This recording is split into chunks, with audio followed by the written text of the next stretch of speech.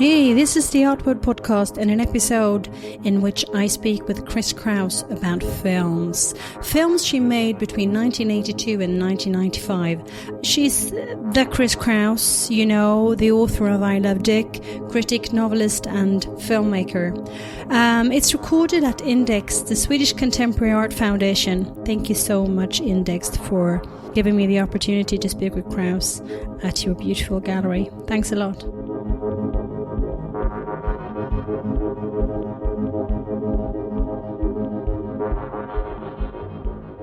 Hello. Hi. My name is Jenny. Hey, it's good to meet you. So good to meet you.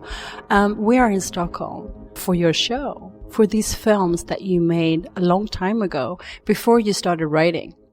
And let's focus about the films today. And let's start with, what was it about the medium films that you found so attractive? Well, I mean, I love film, right? And film was kind of glamour, film was romance, film was kind of possibility manifested.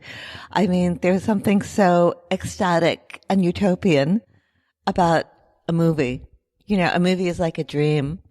And it never occurred to me, though, that I would make a movie until it was suggested to me by an acting teacher who said, I really don't see you having a future as an actress.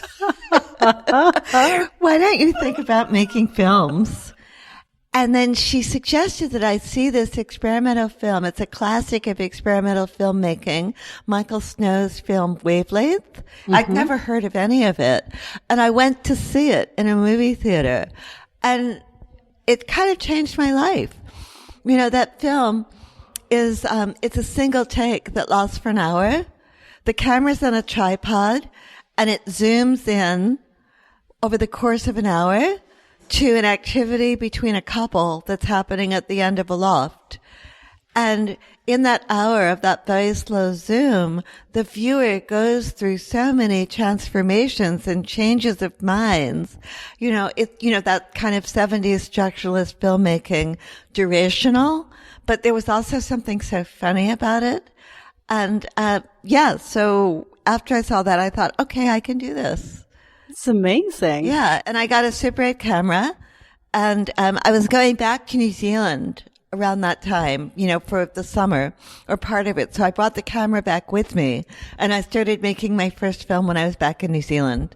Like I said, Michael Snow was a really important influence, but I mean, really more than that. It was, Chris Marker for sure.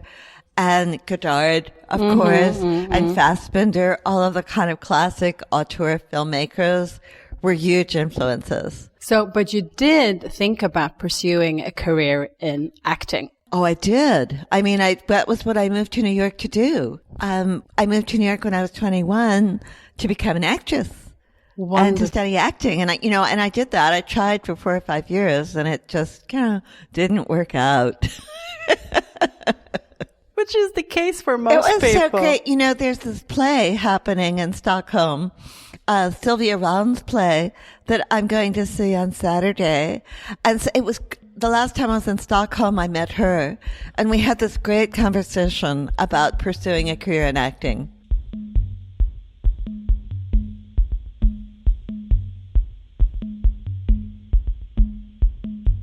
I see writing as relational, that you write to someone and to whom you write dictates the writing. Making these films, did you have a particular audience in mind? It was so arrogant and narcissistic.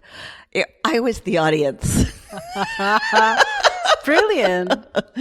I made the films only to please myself. That is great. So if we see storytelling coming out of an urgency to talk about something, and then you set up the parameters for telling this story. So I guess that the role of fiction is about sharing a story. Is it vastly different to tell the story in a book than it is by making a film? I think so, yes. I always think of writing now in filmmaking terms. You know, like there's a pre-production period and a production period. But they're differently weighted. For me, editing was the most important part of filmmaking. And that was where I really discovered what the film was, what the heart of the film was. For me, in writing now, the heart of it is the pre-production time where I'm thinking about what I'm going to write.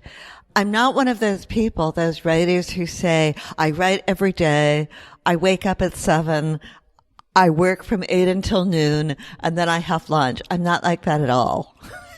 It's more like I think about it for a really long time and get ready to write something. And then there's the production period of writing. And then I work as much as I can every day for as long as it takes. But then as soon as that's finished, I stop writing. Yeah. And then the book take its life of its own. It goes to the publisher. Right. And it gets released into the world. Yeah. Yeah. But I'm also not a writer who greatly revises. You know, it's not like I'm trying to make every sentence so perfect. It's more like I take a long time before I'm ready to start, and I don't start until it's ready. So interesting. So if we may, I would love to talk a little bit more about traveling at night. It's an amazing, about 12-minute portrait of storytelling in action. And we follow a group of white school children. They go on a field trip.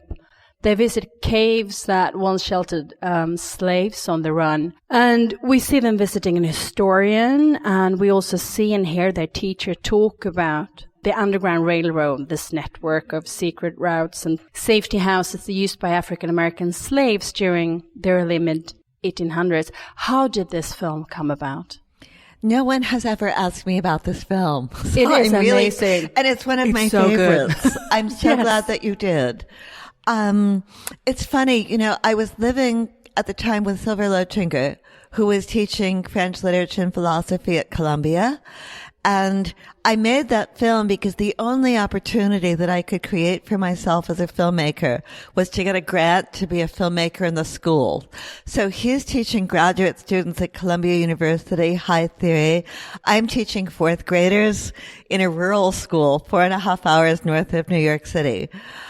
But I saw this as an opportunity to say something about the culture of the area, which was fascinating to me and deeply appealing.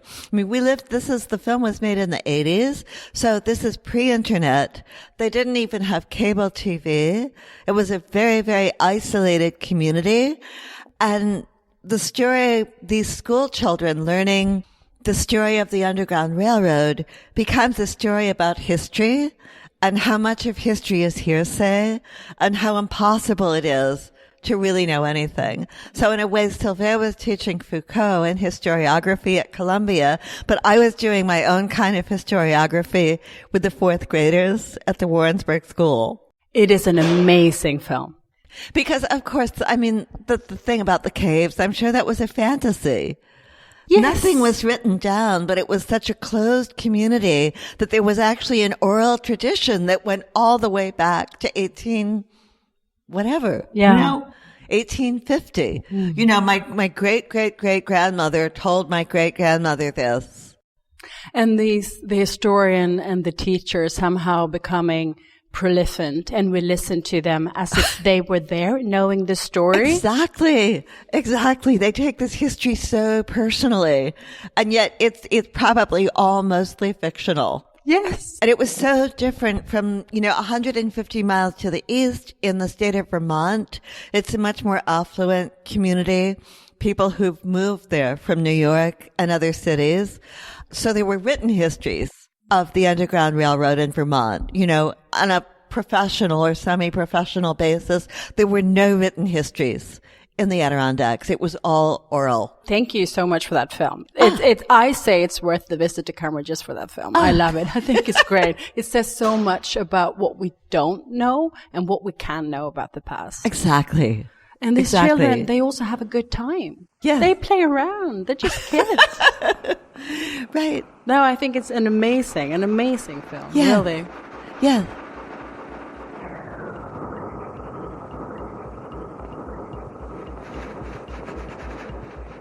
Are you working on a script today? No. No? Would you like to? It's not impossible that I'd never make another film. But I'd never make another film under those conditions, you know, where there's no budget and you have to beg people to work for free or for very little money.